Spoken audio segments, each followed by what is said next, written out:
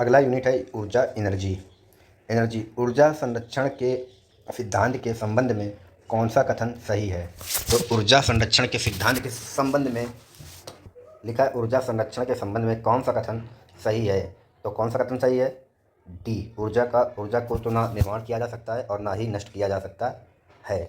ऊर्जा ना तो उत्पन्न की जा सकती है और ना ही नष्ट की जा सकती है, लेकिन इसे एक रूप से दूसरे रूप में परिवर्तित किया जा सकता है। इसे कहते हैं, क्या कहते हैं? ऊर्जा संरक्षण का नियम। यदि वायु प्रतिरोध को नगण्य माने तो मुक्त रूप से गिरते हुए पिंड की स्थितिज ऊर्जा और गतिज ऊर्जा का योग होगा। अगर वायु प्रतिरोध को नगण्य मान लेते हैं, जीरो मान लेते हैं, तो मुक्त रूप से गिरते हुए पिंड की स्थितिज ऊर्जा और गतिज ऊर्जा का योग होगा, वो स्थिर होगा। क्या होगा? स्थिर होगा। जब आप एक रबड़ बैंड खींचते हैं तो हस्तांतरित ऊर्जा के रूप में संग्रहित होती है। तो हस्तांतरित ऊर्जा के रूप में संग्रहित क्या होती है? स्थितिज ऊर्जा। कणों की गतिज ऊर्जा अधिकतम होती है। तो कणों की गतिज ऊर्जा अधिकतम होती कहाँ होती है? गैस में। गैस में कणों की गतिज ऊर्जा अधिकतम होती है। कणों की गतिज ऊर्जा अधिकतम होती है तो कहाँ होती है? गैस में। ग्रुप डी में देखिए एग्जाम आया है, ग्रुप डी के लिए मोस्ट इंपॉर्टेंट बुक है ये, आरआरबी जेई के लिए मोस्ट इंपॉर्टेंट बुक है। देखिए कितने क्वेश्चन पूछे गए, सारे आए हुए हैं। एक घर में एक माह में 900 गुणा 10⁻6 जूल ऊर्जा की खपत हुई। इकाई में यह ऊर्जा कितनी है? तो आप जानते हैं कि अगर 1 किलोवाट आवर, जिसको 1 यूनिट बोलते हैं, इसका मान होता है 3.6 गुणा 10⁻6 जूल। इसको अगर ऐसे लिख सकते हैं कि 3.6 गुणा 10⁻6 जूल को कहते हैं 1 यूनिट। इसको उल्टा लिख दिया हमने, तो एक जूल का मान कितना होगा? तो 1 जूल का मान हो जाएगा 1/3.6 गुणा 10⁻6 जूल। तो हमको निकालना है 900 गुणा 10⁻6 जूल। तो 900 गुणा 10⁻6 जूल का मान क्या होगा? ज़्यादा होगा। तो इसको लिख सकते हैं 900 गुणा 10⁻6 जूल का लिख सकते हैं 1/3.6 गुणा 10⁻6 जूल। और यहाँ क्या कर देंगे? गुणा, इसकी वैल्यू ज़्यादा चाहिए हमको, 900 गुणा 10⁻6 सॉल्व कर देंगे तो इसका उत्तर 250 आ जाएगा। पवन की किस ऊर्जा का उपयोग करती है? तो जो पवन चक्की होती है वह कैसी ऊर्जा का प्रयोग करती है? गतिज ऊर्जा का प्रयोग करती है। पवन चक्की गतिज ऊर्जा को लेकर उसे उपयोगी यांत्रिकी और विद्युत ऊर्जा के रूप में परिवर्तित करती है। जब एक संपीड़ित स्प्रिंग को छोड़ा जाता है तो यह अपनी स्थितिज ऊर्जा में बदल जाता है। तो जब जो स्प्रिंग है जो स्थितिज ऊर्जा में होता है तो उसमें बदल जाता है गतिज ऊर्जा में। एक बार जरा ये पढ़ लेते हैं, गतिज ऊर्जा क्या होती है? जब किसी वस्तु में उसकी गति के कारण कार्य करने की जो क्षमता आ जाती है उसे उस वस्तु की गतिज ऊर्जा कहते हैं। यदि m किलोग्राम द्रव्यमान के पिंड की गति v मीटर पर स्क्वायर है, v मीटर पर सेकेंड है, तो गतिज ऊर्जा का जो फार्मूला होता है 1/2 गुणा द्रव्यमान इंटू वेग का स्क्वायर होता है। गतिज ऊर्जा हमेशा धनात्मक होती है। स्थितिज ऊर्जा क्या होती है? जब किसी वस्तु में विशेष अवस्था या स्थिति के कारण कार्य करने की क्षमता आ जाती है तो उसे स्थितिज ऊर्जा कहते हैं। जैसे तनी हुई स्प्रिंग, कमानी की ऊर्जा, बांध में संग्रहित पानी में ऊर्जा। यदि किसी m किलोग्राम पिंड को गुरुत्वाकर्षण के विरुद्ध h मीटर ऊंचाई पर ले जाएं तो उसकी स्थितिज ऊर्जा mgh होती है। पिंड की यांत्रिक ऊर्जा बराबर पिंड की गतिज ऊर्जा प्लस स्थितिज ऊर्जा। पिंड की गतिज ऊर्जा प्लस स्थितिज ऊर्जा पिंड की यांत्रिक ऊर्जा कहलाती है। किसी वस्तु की स्थितिज में इसकी के साथ वृद्धि होती है। तो किसके साथ वृद्धि होती है? ऊंचाई के साथ वृद्धि होती है स्थितिज ऊर्जा में। कौन सी ऊर्जा किसी वस्तु की ऊंचाई के साथ बदलती है? तो कौन सी ऊर्जा किसी वस्तु की ऊंचाई के साथ बदलती है? तो स्थितिज ऊर्जा। किसी वस्तु द्वारा अपनी स्थिति या आकार लगने की वजह से लगने वाली ऊर्जा को स्थितिज ऊर्जा कहते हैं। क्या कहते हैं? स्थितिज ऊर्जा कहते हैं। बांध में संग्रहित पानी में कौन सी ऊर्जा होती है? तो जो बांध में संग्रहित पानी की जो ऊर्जा होती है वो स्थितिज ऊर्जा होती है। एक गतिशील वस्तु अनिवार्य रूप से प्राप्त कर सकती है, तो गतिशील वस्तु अनिवार्य रूप से गतिज ऊर्जा प्राप्त कर सकती है। एक कार उच्च गति से चल रही है, यह किस ऊर्जा से युक्त होती है? जो कार उच्च गति से चल रही है तो यह गतिज ऊर्जा से युक्त होती है। कौन सी ऊर्जा सदैव धनात्मक होती है? तो गतिज ऊर्जा। ऊर्जा की व्यावसायिक इकाई है किलोवाट घंटा, किलोवाट आवर। 8 किलोग्राम भार वाली लोहे की गेंद और 3 किलोग्राम भार वाली एल्युमिनियम की गेंद 20 मीटर की ऊंचाई से गिराई जाती है, भूमि से 10 मीटर की ऊंचाई पर, उनमें निम्नलिखित में कौन सी राशि समान होगी? तो कौन सी राशि समान होगी? त्वरण। एक ही त्वरण से तो गेंद गिरेंगी, आपको ज़्यादा दिमाग लगाना ही नहीं है। जो स्वतंत्र अवस्था से अगर गिर रही है वस्तु, तो उनका त्वरण क्या होगा? समान समान होगा। संवेग क्या होगा? संवेग तो P बराबर mv होता है, जिसका द्रव्यमान ज़्यादा होगा उसका संवेग ज़्यादा होगा। ठीक है, तो हमारा त्वरण क्या होगा? सेम रहेगा, आपको ज़्यादा दिमाग लगाना ही नहीं है। जब एक दबी स्प्रिंग को छोड़ा जाता है तो वह स्थिति ऊर्जा को बदलता है। किसमें बदलता है? गतिज ऊर्जा में। एक संपीड़ित स्प्रिंग में ऊर्जा होती है। तो संपीड़ित स्थिति में मतलब दबाई, संपीड़ित का मतलब होता है दबाना, प्रेशर, उसको दबा के छोटा कर दिया है। बड़ी थी स्प्रिंग, उसको दबा के छोटा कर दिया, तो उसमें स्थितिज ऊर्जा आ गई। छोड़ देंगे तो गतिज ऊर्जा हो जाएगी उसके अंदर। इसके अनुरूप वस्तु की गतिज ऊर्जा में वृद्धि होती है। तो गतिज ऊर्जा में वृद्धि होती है तो गति के कारण होती है, गतिज ऊर्जा में वृद्धि। गतिशील वस्तु की गतिज ऊर्जा किस पर निर्भर करती है? तो गतिशील वस्तु की जो गतिज ऊर्जा होती है द्रव्यमान और वेग पर निर्भर करती है।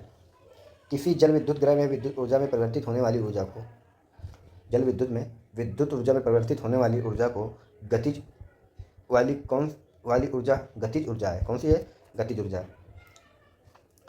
क्योंकि गति के कारण ही टरबाइन घूमती है, जो जल बहता है, टरबाइन घूमी तभी तो जल बिजली बनती है। निम्नलिखित उल्लेखनीय गतिविधियों में से किस स्थितिज ऊर्जा पोटेंशियल एनर्जी को काइनेटिक एनर्जी में परिवर्तित किया जाता है? तो पटाखे का विस्फोट गलत, टार्च का ऑन करना गलत, टार्च को ऑफ करना गलत, पेंडुलम का झूलना। तो जो इस पेंडुलम ऐसा रखा है उसको अगर धक्का दे देंगे तो गति उसकी बदल जाएगी, वो हिलने लगेगा।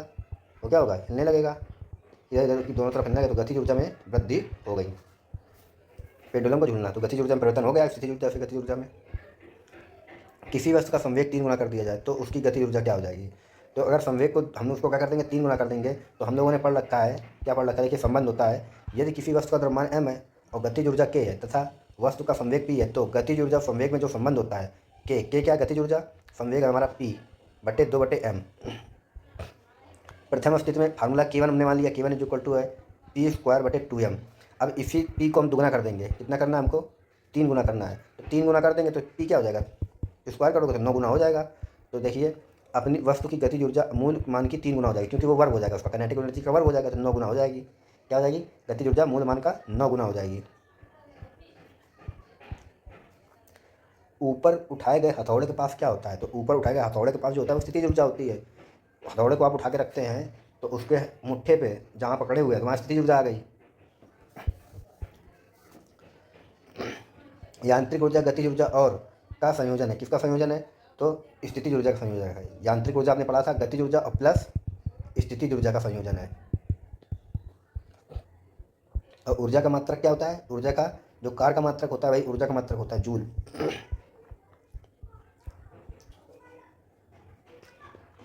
यदि एक वस्तु का वेग उसके प्रारंभिक वेग का 2 गुना हो जाता है, वस्तु का वेग उसके प्रारंभिक वेग का 2 गुना, तब इसकी गतिज ऊर्जा इसकी प्रारंभिक गतिज ऊर्जा की n गुनी हो जाती है। तो n का मान क्या पूछ रहा है? तो हम जानते हैं यदि किसी वस्तु का द्रव्यमान m है, मास वेग v है, तो काइनेटिक एनर्जी जो होती है 1/2 mv² होती है। अब हम इसको वेग को दुगना करना है हमको, तो हमने यहाँ पे क्या रख देंगे? v की जगह 2v रख देंगे। तो वेग कितना हो जाएगा? देखिए 1/2 यहाँ 4 आ जाएगा, 2 से 2 कट गया तो 4 kv आ गया। n का मान n kv, तो n कह रहा है इसकी प्रारंभिक गतिज ऊर्जा की n गुनी है, तब इसकी गतिज ऊर्जा, यदि एक वस्तु का वेग उसकी प्रारंभिक वेग का 2 गुना है तब इसकी गतिज ऊर्जा प्रारंभिक गतिज ऊर्जा की n गुनी। तो यहाँ पे हम लोग 2 रखा है तो n गुनी करना पड़ेगा। तो n का मान कितना आ जाएगा? 4, के से कट गया, इसका मान यहाँ पे रख सकते हैं के से के कट गया, तो n की वैल्यू कितनी आ गई? 4। कितना अच्छा सवाल है। देखिए RRB LLB में पूछा गया है और टेक्नीशियन में पूछा गया है, 2 बार एग्जाम में आया है, आप समझ सकते हैं। तो एग्जाम में फिर पूछा जा सकता है। किसी तने हुए रबड़ बैंड में किस प्रकार की ऊर्जा होती है? तो तना हुआ तो स्थितिज ऊर्जा होगी, ALP और टेक्नीशियन में एग्जाम में आया है। किसी खींचे हुए रबड़ बैंड में किस प्रकार की ऊर्जा होती है? तो स्थितिज ऊर्जा होती है। इनमें से किसी ना तो बनाया जा सकता है और ना ही नष्ट किया जा सकता है, तो वो है ऊर्जा। किसी वह है तो नया रेखी संवेग क्या होगा? तो देखिए सॉल्यूशन देख लेते हैं। प्रारंभिक गतिज ऊर्जा बराबर 1/2 mv² होता है, काइनेटिक एनर्जी बता चुके हैं। परिवर्तित गतिज ऊर्जा जो है प्रारंभिक का 256 गुणा, प्रारंभिक कितना था हमारा?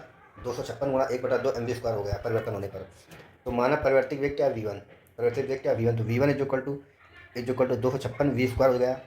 तो V1 स्क्वायर जो इक्वल टू 16 V का होल स्क्वायर हो गया। तो V1 क्या हो गया 16V। परिवर्तित रेखीय संवेग क्या हो गया mv1। mv1 की जगह क्या रखेंगे 16V। तो 16 जो इक्वल टू mv। तो परिवर्तित रेखीय संवेग जो हो गया वो 16 गुना हो गया प्रारंभिक रेखीय संवेग का। तो परिवर्तित रेखीय संवेग जो हो जाएगा वो 16 गुना हो जाएगा प्रारंभिक रेखीय संवेग का।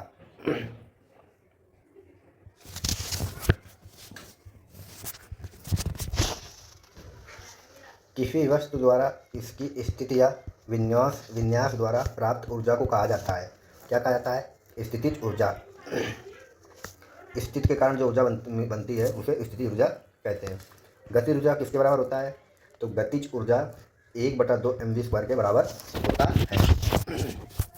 तो गति v के साथ स्थानांतरित होती है और इसमें गतिज ऊर्जा k है। यदि इसका वेग दुगना कर दिया जाए तो इसकी गतिज ऊर्जा क्या होगी, मतलब जो बाद में गतिज ऊर्जा बनेगी उसका मान क्या होगा।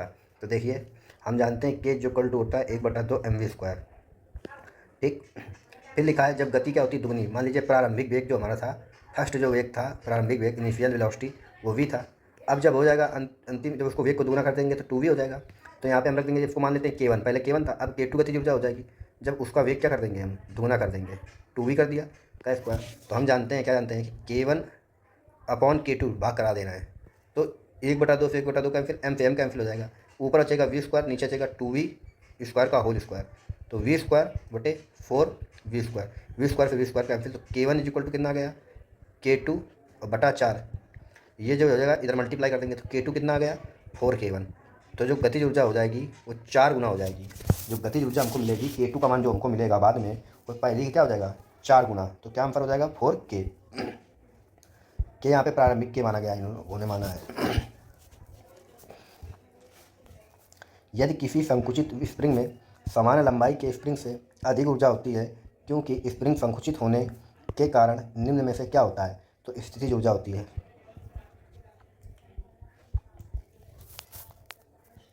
जब किसी बंदूक से गोली चलाई जाती है तो इसकी संभावित स्थितिज ऊर्जा किसमें परिवर्तित हो जाती है, तो गतिज ऊर्जा में परिवर्तित हो जाती है। जब बंदूक से गोली निकलती है तो गोली में गतिज ऊर्जा आ जाती है। 5 किलोग्राम और 10 किलोग्राम द्रव्यमान की दो इस्पात की गेंदों की गतिज ऊर्जाएं समान है। ठीक, यदि इसकी संभावना हो तो कौन सी गेंद तेजी से गति कर रही है। ठीक है, तो हम लोगों ने पढ़ा है, देखिए यहाँ सोल्यूशन देख लेते हैं एक बार कि m1 जो है 5 किलोग्राम है, छोटी गेंद की गति है जो v1 है। m2 10 किलोग्राम है, बड़ी गेंद की गति जो है वो v2 है। ke is equal to 1/2 mv² हो गया, 1/2 m1 v1 का स्क्वायर। इसका जो फार्मूला होता है 1/2 m1 v1 स्क्वायर। दूसरा कर दिया 1/2, क्योंकि उन्होंने बोला कि गतिज ऊर्जा समान है, तो गतिज ऊर्जा जो समान है तो वो k1 बराबर k2 हो जाएगा, मतलब बड़ी की गतिज ऊर्जा बराबर छोटी की गतिज ऊर्जा बराबर हो जाएगी। तो दोनों को बराबर कर दिया, मान रख दिया, m का मान रख दिया 5, m2 का मान 10। कट कर दिया 1/2 से 1/2 कैंसिल, 5 दूनी 10। तो आ गया v1 का स्क्वायर जो इक्वल टू 2v2 का स्क्वायर। मतलब क्या हुआ कि v1 का मान बड़ा होगा, जो छोटी गेंद की गति होगी उसका मान क्या होगा बड़ी से ज़्यादा होगा। क्यों होगा, जब दूसरी वाली में 2 का गुणा कर पा रहे हैं हम तब v1 के मान के बराबर आ रहा है। तो 5 किलोग्राम द्रव्यमान वाली इस्पात की गेंद की गति 10 किलोग्राम वाली इस्पात की गेंद की गति से दुगना है। तो आपका कौन सा उत्तर सही हो जाएगा, बी, 5 किलोग्राम वाली गेंद तेज चल रही है। बहुत ही अच्छे क्वेश्चन है, देखिए एक बार अगर आप पढ़ लेंगे इस बुक को तो आप ये समझ लीजिए एग्जाम में अच्छा कर पाएंगे। स्थिति या आकृति में हुए परिवर्तन के कारण एक वस्तु में निहित ऊर्जा को कहा जाता है गतिज ऊर्जा। आपको एक्स्ट्रा कुछ फालतू पढ़ना नहीं पड़ेगा। यांत्रिक ऊर्जा किसके बराबर है, तो यांत्रिक ऊर्जा जो है वो गतिज ऊर्जा और स्थितिज ऊर्जा के बराबर है। धनुष से तीर छोड़ते समय धनुष की स्थितिज ऊर्जा किसमें बदल जाती है, तो गतिज ऊर्जा में बदल जाती है। आरआरबी टेक्नीशियन में एलपी में पूछा गया है। कौन सी स्थितिज ऊर्जा का उदाहरण नहीं है, स्थितिज ऊर्जा का उदाहरण नहीं है बहता हुआ जल। बहता हुआ जल तो गतिज ऊर्जा का है ना उदाहरण। पहाड़ से गिर रहे पेड़ में गति होती है, तो कैसी गति होती है, गतिज ऊर्जा और स्थितिज ऊर्जा दोनों। बहुत अच्छा प्रश्न है, गतिज ऊर्जा और स्थितिज ऊर्जा दोनों। मास m के साथ चलती हुई स्थितिज ऊर्जा का मूल्य क्या होगा यदि इसकी गति को v से बढ़ाकर 2v कर दिया जाए। अच्छा, अगर 2v कर दिया जाए तो इसकी गति को वस्तु गतिज ऊर्जा का मूल्य क्या होगा, यदि v से करके 2v कर दिया तो पता है हम लोगों को k बराबर 1/2 mv होता है स्क्वायर। प्रारंभिक जो पहले वेग था वो हमने v मान रखा है, पहला वाला है, इसको समीकरण 1 मान लो। जब इसकी चाल हम कर देते हैं 2v कर देते हैं तो क्या होता है k जो इक्वल टू 1/2 m, इसको k1 मान लो, इसको k2 मान लेते हैं। अब दुगनी चाल कर देंगे तो यहाँ हो जाएगा 4v² हो जाएगा, 2v लिखेंगे, 2v कवर करेंगे, चलिए 2v कवर करेंगे तो हो जाएगा k2 का मान 1/2 m गुणा 4v²। ठीक, अब हम k1 बटा k2 कर दे रहे हैं, भाग करा दे रहे हैं, तो 1/2 m से 1/2 m ये कैंसिल हो जाएगा, बचेगा ऊपर v² बट नीचे कितना आएगा 4v², इससे ये कैंसिल। तो जो k2 का मान आया वो क्या आया 4k1। तो हमें बाद में जो गतिज ऊर्जा प्राप्त हुई, जो किनेटिक एनर्जी बाद में प्राप्त हुई, वो कैसी प्राप्त हुई, 4 गुना प्राप्त हुई। कैसी प्राप्त हुई, 4 गुना। तो देखिए 4b हो जाएगा 4 गुना।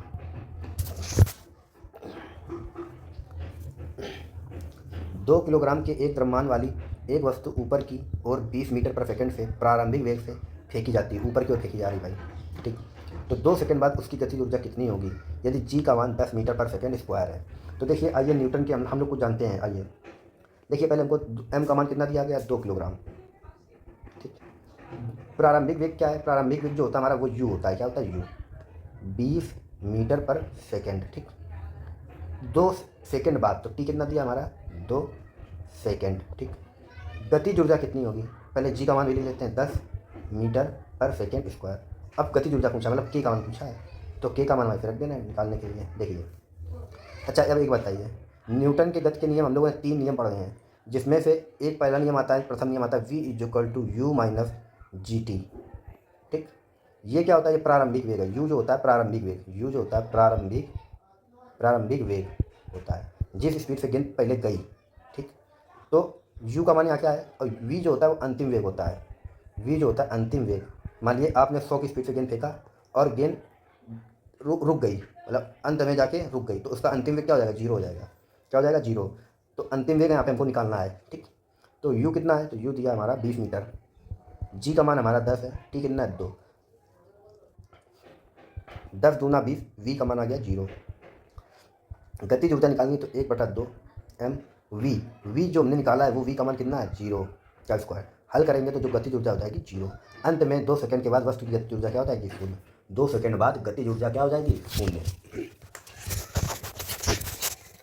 5 मीटर पर सेकंड की गति से गतिशील 22 किलोग्राम वजन वाले वस्तु की गतिज ऊर्जा कितनी होगी, तो m का मान है 22, v का मान है 5 मीटर पर सेकंड, 1/2 m का मान 22, 5 का स्क्वायर 25, आ गया 11, 5 7 2 275 जूल। 275 जूल क्या हो जाएगा आंसर। गतिज ऊर्जा, यहाँ पे अगर गतिज ऊर्जा और स्थितिज ऊर्जा होता तो भी उत्तर क्या होता है, सही होता है। दोनों होती है, गतिज ऊर्जा और स्थितिज ऊर्जा दोनों। 11 किलोग्राम की एक वस्तु जब भूमि से 5 मीटर की ऊंचाई पर हो तब उसकी स्थितिज ऊर्जा ज्ञात कीजिए। स्थितिज ऊर्जा का जो फार्मूला होता है u = mgh होता है। आपने पढ़ रखा हो, w = mgh भी पढ़ रखा था, क्योंकि कार्य और ऊर्जा दोनों का जो मात्रक होता है जूल होता है, और u = mgh भी होता है। m का मान है हमारा कितना 11, g का मान 9.8, ऊंचाई 5। आप हल कर देंगे तो 539 जूल आ जाएगा। आपको और कोई बुक पढ़ने की ज़रूरत नहीं है, बेस्ट बुक है प्रीवियस ईयर के लिए। जितने भी क्वेश्चन पूछे गए इसी से क्वेश्चन आएगा, आपको कुछ अलग से पढ़ना नहीं है। अलग पढ़िए तो आप पढ़ते रहिए। देखिए निहित ऊर्जा कितनी है, स्थिति ऊर्जा पूछा है, तो mgh वाला फार्मूला तो 14 × 5 × 9.8। हल करेंगे तो इसका उत्तर आ जाएगा 686 जूल।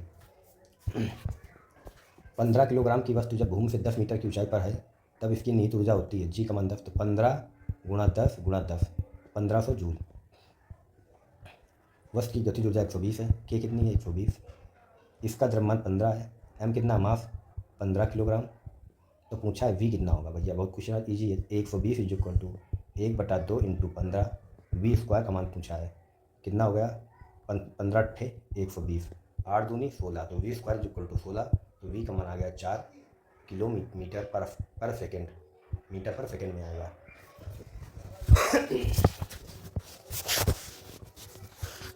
15 किलोग्राम द्रव्यमान की एक वस्तु 8 मीटर पर सेकंड के एक समान वेग से गति कर रही है। उस वस्तु की गतिज ऊर्जा, तो k का मान 1/2, m का मान 15, और ये कितना है v, तो हो जाएगा 64, 32, 15 दूनी 30, 15 से 45, 4 48 जूल। 480 जूल।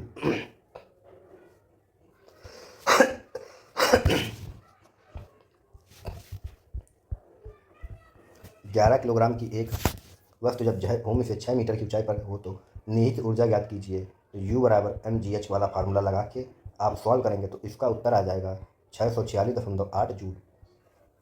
बंदूक से चली गोली लक्ष्य के भीतर गहराई से चली जाती है क्योंकि इसमें होती है गतिज ऊर्जा। टरबाइन द्वारा बहते पानी और हवा का प्रयोग परिवर्तन के लिए किया जाता है। तो क्या परिवर्तन के लिए किया जाता है? गतिज ऊर्जा को विद्युत ऊर्जा में बदलती है। जो पानी बहता है तो गतिज ऊर्जा को किसमें बदलता है? विद्युत ऊर्जा में। लिखा है 0.5 किलोग्राम द्रव्यमान का एक घन जिसकी सतह पर 2.0 मीटर पर सेकेंड की गति से चल रहा है, वह 1.0 किलोग्राम की एक अन्य वस्तु से टकराता है और वे दोनों एकल वस्तु के रूप में साथ में आगे बढ़ते हैं, तो टकराव के दौरान हुई ऊर्जा की क्षति क्या होगी? आइए एक बार प्रश्न को समझते हैं। एक ये गेंद है, ठीक है। ये क्या है? ये 0.5 किलोग्राम की गेंद है, ये 1 किलोग्राम की गेंद है। ये गेंद स्पीड है 0.5 किलोग्राम की जो गेंद है उसमें क्या गति है, स्पीड है, और ये 1 किलोग्राम की गेंद क्या हुई है, रखी हुई है। तो इसका जो प्रारंभिक वेग है, प्रारंभिक वेग u, ठीक है। यह आप मान सकते हैं, इस सवाल में v1 दिया है, क्या दिया है? v1। तो आप v1 मान लीजिए, v1 में ज़्यादा आसानी यहाँ रहेगा। वैसे u मानते हैं प्रारंभिक वेग को, और इसमें v1 मान लिया तो आप v1 मान लीजिए। v1 कितना है इसका? 2 मीटर पर सेकेंड, 2 मीटर पर सेकेंड की गति से। और जो 1 किलोग्राम की जो अन्य वस्तु से टकराता है तो उसका जो v रहेगा, v2, प्रारंभिक वेग वो क्या रहेगा? शून्य रहेगा, क्योंकि वो तो रखी हुई है गेंद है, ठीक। अच्छा, अब एक चीज़ बताइए, जब टकरा गई गेंद, जब गेंद इस पर टकरा जाएगी तो इस गेंद का क्या हो जाएगा? वेग क्या हो जाएगा? अंतिम वेग, उसको मान लेंगे क्या हो जाएगा? v। तो इसका भी अंतिम वेग क्या हो जाएगा? v। दोनों का अंतिम वेग क्या माना जाएगा? समान माना जाएगा, ठीक है। तो आइए समझते हैं, क्या समझते हैं, थोड़ा सा यहाँ पे समझते हैं कि जो संवेग संरक्षण का सिद्धांत होता है उसका एक फार्मूला होता है। टकराने से पहले का संवेग दोनों गेंद का टकराने से पहले का संवेग बराबर टकराने के बाद का संवेग दोनों गेंद का क्या होगा, ठीक। तो देखिए m1v1 प्लस ये m1v1 जो है ये 0.5 किलोग्राम वाली गेंद का है, और जो m2v2 है ये 1 किलोग्राम वाली गेंद का प्रारंभिक संवेग है, ठीक। और जो m1 और v रहेगा, ठीक, प्लस m2 और v रहेगा, अगर अंदर इसको गुणा करा देंगे तो m1v और m2v आएगा, जो टकराने के बाद का संवेग रहेगा दोनों गेंद का। ये 0.5 किलोग्राम वाली गेंद है और ये 1 किलोग्राम वाली गेंद है, ठीक।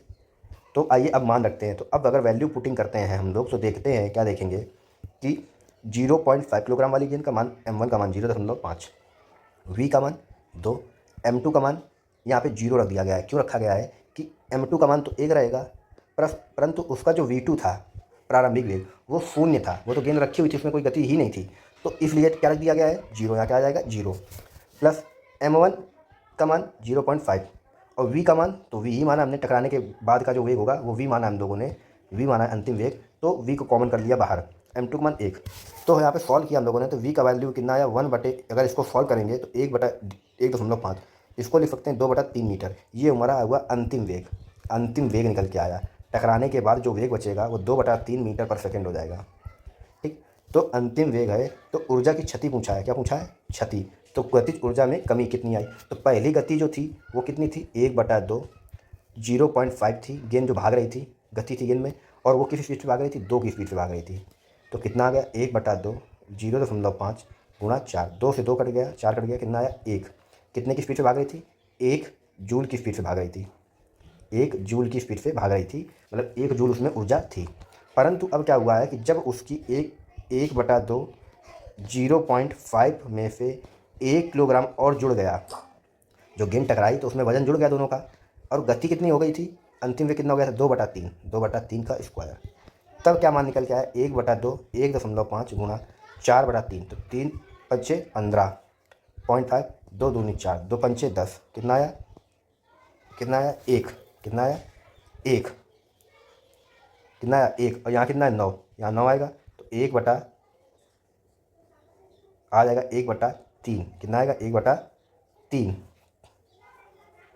1.5 तिरपट 15, यहाँ आ जाएगा 3, यहाँ 9 है तो यहाँ तिरपट 15, यहाँ 3 आ जाएगा, तो 1/3। और जो हमारी पहले जो ऊर्जा थी वो था कितना? 1 माइनस घटाएंगे तो 1/3, हल करेंगे तो 2/3, इसका मतलब हुआ 0.67 जूल। अगर आपको समझ नहीं आया है तो कोई बात नहीं, समझने की कोशिश करेंगे। एक बार अगर इसको कॉपी में लगा लेंगे आप तो आपको ये प्रश्न समझ में आ जाएगा। कितना उत्तर आएगा? 0.67 जूल। किसी बंदूक से बुलेट दागे जाने पर बुलेट की गतिज ऊर्जा होगी। तो बुलेट की गतिज ऊर्जा, तो जाहिर सी बात है बुलेट की गतिज ऊर्जा जो होगी बंदूक से तुलना में अधिक होती है। गोली की स्पीड बहुत तेज होती है। आप सोल्यूशन भी देख सकते हैं किस तरह इन्होंने निकाल रखा है। गतिज ऊर्जा, यांत्रिक ऊर्जा माइनस गतिज ऊर्जा इज इक्वल टू स्थितिज ऊर्जा। देख लीजिए कितनी बार आया है, वही रिपीटेड क्वेश्चन पूछे जाते हैं एग्जाम में। आपको एक्स्ट्रा कुछ भी नहीं पढ़ना है, केवल इस बुक से पढ़िए। आप रिपीटेड क्वेश्चन देखिए कितने बार क्वेश्चन रिपीटेड किया गया है। एक वस्तु की गतिज ऊर्जा और स्थितिज ऊर्जा के योग को कहा जाता है, क्या कहा जाता है? यांत्रिक ऊर्जा। किसी वस्तु की गतिज ऊर्जा और स्थितिज ऊर्जा का योग कहलाता है यांत्रिक ऊर्जा कहलाता है। यांत्रिक ऊर्जा होती है किसी गतिमान वस्तु का अवशोषित ऊर्जा, यांत्रिक कार्यों के दौरान उत्सर्जित ऊर्जा, किसी वस्तु की गतिज ऊर्जा और स्थितिज ऊर्जा का योग। सी नंबर सही है। स्थितिज ऊर्जा और गतिज ऊर्जा किसके बराबर है? यांत्रिक ऊर्जा। ऊर्जा में दो प्रकार की ऊर्जा होती है। कैसी ऊर्जा होती है? यांत्रिक ऊर्जा में दो प्रकार की ऊर्जा होती है। 15 किलोग्राम द्रव्यमान की एक वस्तु 7 मीटर पर सेकंड के एक समान वेग से गति कर रही है। उस वेग की गतिज ऊर्जा कितनी है? तो 15 गुणा 1/2 गुणा 15 7 का स्क्वायर। आप इसको हल करेंगे तो इसका उत्तर आ जाएगा 367.5 जूल। 12 किलोग्राम की एक वस्तु को भूमि पर एक निश्चित ऊंचाई पर रखा गया। यदि वस्तु की स्थिति ऊर्जा 600 जूल है तो भूमि के संदर्भ में वस्तु की ऊंचाई याद कीजिए। तो हम लोगों ने यू बराबर पढ़ा है mgh। तो यू की वैल्यू कितनी है? 600 जूल स्थिति ऊर्जा। एम की वैल्यू 12, जी लग देते हैं 10, एच हल कर देंगे 12 पंचे 60, एच कितना आ गया? 5 मीटर। कौन सी ऊर्जा गतिज ऊर्जा है? बंदूक से निकली गोली, तीव्र गति से कार्यरत एक रेलवे इंजन, एक साधारण पेंडुलम की गति। तो तीनों सही है, तीनों में गतिज ऊर्जा है। पेंडुलम, रेलवे इंजन में, सब में। गतिज ऊर्जा 10 किलोग्राम वस्तु की गतिज ऊर्जा है। आप इसको हल कर लीजिएगा। के जो इक्वल टू 1/2 10 इंटू 36 18 180 जूल। ऊर्जा के संबंध में निम्न में से कौन सा कथन सत्य है? तो ऊर्जा भौतिक पदार्थ नहीं है। ऊर्जा किसी कार्य की करने की क्षमता की माप है। ऊर्जा को कई रूपों में संग्रहित या मापा जा सकता है। रूपांतरण के दौरान निर्गत ऊर्जा निर्वात में जाती है। गलत। ठीक है।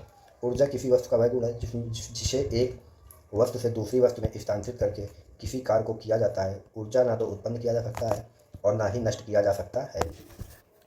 किसे ना तो उत्पन्न किया जा सकता है और ना ही नष्ट किया जा सकता है ऊर्जा को। 20 किलोग्राम द्रव्यमान का एक वस्तु 10 मीटर पर सेकंड की समान वेग के साथ आगे बढ़ रहा है। वस्तु द्वारा प्राप्त गतिशील ऊर्जा क्या है? तो वस्तु द्वारा प्राप्त गतिशील ऊर्जा 1/2, आप इसको हल कर लेंगे mv² फार्मूला लगा के। 20 किलोग्राम हथौड़े पर प्राप्त विभव ऊर्जा की गणना कीजिए जब इसे 10 मीटर की ऊंचाई तक बढ़ाया जाता है 10 मीटर पर सेकंड स्क्वायर। तो आपको कुछ नहीं करना है। विभव ऊर्जा मतलब पोटेंशियल एनर्जी, स्थितिज ऊर्जा। वो हथौड़े में कैसी ऊर्जा होती है? स्थितिज। अगर आप उठा के रखें हथौड़े को तो उसमें स्थितिज ऊर्जा है, तो स्थितिज ऊर्जा का फार्मूला लगा दीजिए, आपका उत्तर आ जाएगा। 13 किलोग्राम द्रव्यमान की एक वस्तु 5 मीटर पर सेकंड के समान वेग से आगे बढ़ रही है, तो वस्तु में निहित गतिज ऊर्जा कितनी होगी? तो 1/2 13 गुणा 5 का स्क्वायर 25। आप इसको हल कर देंगे, आपका उत्तर आ जाएगा 162.5 जूल। 20 किलोग्राम द्रव्यमान की एक 5 की गति के साथ चलती है, उसकी गतिज ऊर्जा होगी, तो उसकी गतिज ऊर्जा क्या होगी? 250।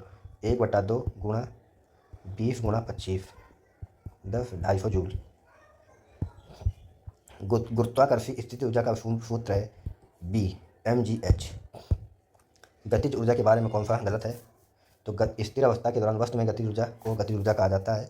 यह बात सही है। यह बात गलत है। निहित ऊर्जा को गतिज ऊर्जा कहा जाता है स्थिर अवस्था में। गलत। अगर यहाँ पे स्थितिज ऊर्जा होता तो सही हो जाता। 4 मीटर की एक समान वेग के साथ चलने पर एक वस्तु की गतिशील ऊर्जा होती है, वस्तु का द्रव्यमान है, तो गतिशील ऊर्जा कितनी है? 120। किनेटिक एनर्जी 120 1/2 इंटू mv² का मान कितना है? 4। तो 4 की वैल्यू कितनी आ गई? 16। 2 × 16 15 × 21। एम की वैल्यू कितनी आ गई? 15 किलोग्राम। देखिए 2 बार ये क्वेश्चन आ चुका ग्रुप डी में। बहुत ही अच्छी किताब है ये। 5 मीटर पर सेकंड की गति से आगे बढ़ रही द्रव्यमान m की एक वस्तु की गतिज ऊर्जा 25 जूल है। इसकी गति दुगनी हो जाने पर इसकी गतिज ऊर्जा क्या होगी? तो k का मान भैया पूछा 1/2, m का मान कितना है? द्रव्यमान m, v कितना है? 5, तो हो जाएगा 25। k का मान कितना है? तो k का मान 25 दिया है, यहाँ रख दिया हमने 25 रख दिया। 25 से 25 कैंसिल। m की वैल्यू कितनी आ गई? 2। अगर 1/2 है, हमसे फिर पूछा काइनेटिक एनर्जी, द्रव्यमान कितना निकल के आया? 2। गति कितना कर दिया? दुगना। तो गति पहले थी 5, अब कर दिया है दुगना, तो 2 का गुणा कर दिया, कवर। 2 से 2 कैंसिल, 5 दूनी 10 आ गया 100। कितना हो जाएगा 100 जूल। तो आपके 350 क्वेश्चन कवर हुए। कुछ क्वेश्चन छोड़ दिए गए हैं, वो इसलिए छोड़ दिए गए हैं क्योंकि वो सेम क्वेश्चन थे। जैसे एक कोई प्रश्न पूछता है कि तो वो का शक्ति का मात्रक क्या है, तो बार बार वही पूछता है शक्ति का मात्रक कितने प्रकार से पूछा गया है, यानी कितने प्रकार से पूछा था। वो क्वेश्चन कुछ बीच में लीव किए गए हैं, तो इंपॉर्टेंट जैसे नहीं थे, वो सेम ही क्वेश्चन थे। तो आपको इस चीज़ से घबराना नहीं है, इसमें समय बर्बाद करने से कोई फ़ायदा नहीं। एक ही क्वेश्चन को कई बार पूछता है, तो उस क्वेश्चनों को थोड़ा लीव कर दिया गया है। बाकी कोई दिक्कत नहीं है, आप पढ़ते रहिए। अगर आपको कुछ पसंद नहीं आ रहा तो कोई बात नहीं, फिर भी आप कुछ बहुत प्रश्नों को पढ़ते रहिए, क्योंकि पढ़ाई कभी बर्बाद नहीं जाती है। आप इस बात को हमेशा ध्यान रखिए कि कहीं ना कहीं कुछ क्वेश्चन इधर उधर एग्जाम में मिलते ही रहते हैं। अगर आप सब कुछ पढ़ के जाते हैं तो आपको कहीं ना कहीं क्वेश्चन ये काम देंगे ही आपको एग्जाम में। धन्यवाद।